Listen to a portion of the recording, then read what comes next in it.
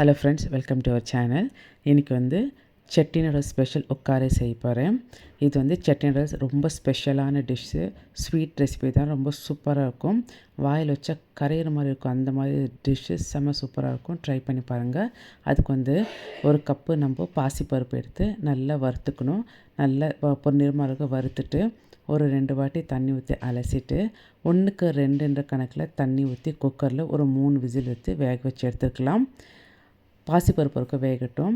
1 cup பாசிப்பருப்புக்கு 3 cup வெல்லம், 1/2 cup தண்ணி ஊற்றி நம்ம வெல்லத்தை கரைச்சி எடுத்துக்கலாம். இது பாகு எடுக்க வேண்டாம், வெல்லம் கரைஞ்சால் போதும். வெல்லம் கரைஞ்ச உடனே அது வடிகட்டி நம்ம அதில் சேர்க்க போகிறோம். இது பாருங்கள், வெல்லம் நல்லா கரைஞ்சிச்சு. ஃப்ளேம் ஆஃப் பண்ணிட்டு இறக்கி வச்சிடலாம். இன்னொரு பேனில் வந்து ஒரு 2லேருந்து 3 டேபிள் ஸ்பூன் நெய் சேர்த்துக்கலாம். நெய் வந்து இதுக்கு ரவை வறுக்க நான் வந்து பாசிப்பருப்பு 1 கப்பு எடுத்துருக்கேன், அது 1/2 கப்பு பாம்பே ரவை சேர்த்துருக்கேன். உப்பிட்டு ரவைன்னு சொல்கிறோமே அது சேர்த்து நல்லா பொன்னிறமாக வறுத்து எடுத்துக்கலாம். நல்லா வாசனை வரைக்கும் வறுக்கலாம். இது கூட 1/2 கப்பு ஃப்ரெஷ்ஷான தேங்காய் துருவல் சேர்த்துக்கலாம். நான் ஆல்ரெடி துருவி வச்சுருக்கேன். 1/2 கப்பு தேங்காய் துருவல் சேர்த்துக்கலாம். இதுவும் போட்டு நல்லா வாசனை வரைக்கும் நல்லா வறுத்துக்கலாம். பாருங்கள், பாசிப்பருப்பு 3 விசில் வெந்துடுச்சு. நல்லா குழஞ்சி வந்திருக்கு. இது ஒரு ஸ்மாஷர்லையோ இல்லை கரண்டிலையோ நான் கொஞ்சம் லைட்டாக ஸ்மாஷ் பண்ணிக்கலாம். ஸ்மாஷ் பண்ண பாசிப்பருப்பை வறுத்த ரவையில் நம்ம இப்போ சேர்க்க போகிறோம். இது பாருங்கள், தேங்காய் துருவலும் ரவை வறுத்துமே அதில் வந்து ஸ்மாஷ் பண்ண பாசிப்பருப்பை சேர்த்துட்டு நல்லா கலந்து விட்டுக்கலாம்.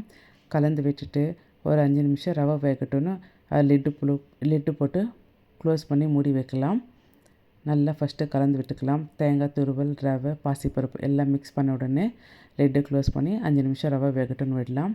இது பாருங்கள், நல்லா வெந்து வந்துடுச்சு. இது ஒரு வாட்டி கலந்து விட்டுட்டு நம்ம காசின வெல்லத்தை இதில் ஆட் பண்ணிக்கலாம். இது பழம் வடிகட்டிக்கோங்க. தூசி இருந்தால் அதில் வந்து நின்றுடும். அதனால் இது வடிகட்டி எடுத்துக்கோங்க. இதை இப்போது நல்லா கலந்து விடணும். நம்ம வெள்ளை தண்ணி ஊற்றினா பாயசம் மாதிரி ஆயிடுச்சுன்னு பயப்பட வேண்டாம். இது கொஞ்ச நேரத்தில் கொதிக்க திக்காகிடும், கெட்டியாகிடும். இது வந்து ரொம்ப திக்காக வராது, கொஞ்சம் லிக்விட் கன்சிஸ்டன்சி தான் இருக்கும். ஆனால் இந்த உட்கார டேஸ்ட்டு ரொம்ப சூப்பராக இருக்கும். வாயில் வச்சா கரையிற மாதிரி இருக்கும், அந்த மாதிரி டேஸ்ட்டு. நீங்கள் இது ஒரு வாட்டி செஞ்சால் வாரத்தில் 2 வாட்டி நீங்கள் வீட்டில் செஞ்சு சாப்பிடுவீங்க. அந்தளவு டேஸ்ட் ரொம்ப சூப்பராக இருக்கும். இதுக்கு வந்து கொஞ்சமாக ஏலக்காய் தூள் சேர்த்து நல்லா மிக்ஸ் பண்ணிக்கலாம். இது கூட வந்து ஒரு 2 டேபிள் ஸ்பூன் நெய் போட்டு முந்திரி திராட்சை போட்டு வறுத்து அதில் சேர்க்கலாம்.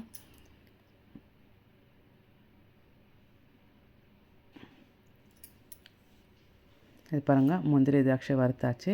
இப்போ அந்த உட்காரையில் இதை சேர்த்துட்டு நல்லா கலந்து விடலாம்.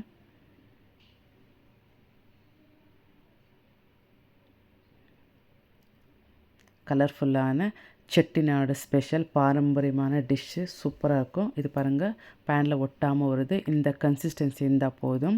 இதோட கெட்டி போத வேண்டாம், ஆறுனா இது இன்னும் கெட்டி ஆகிடும். அதனால் இந்த கன்சிஸ்டன்சி இருந்தால் போதும். ஃப்ளேம் ஆஃப் பண்ணிவிடுங்க. சுட சுட செட்டிநாடு ஸ்பெஷல் உட்காரை ரெடி ஆயிடுச்சு. வாயில் வச்சா கரையக்கூடிய டிஷ். நீங்கள் ட்ரை பண்ணிவிட்டு மறக்காமல் கமெண்ட் பண்ணி சொல்லுங்கள்.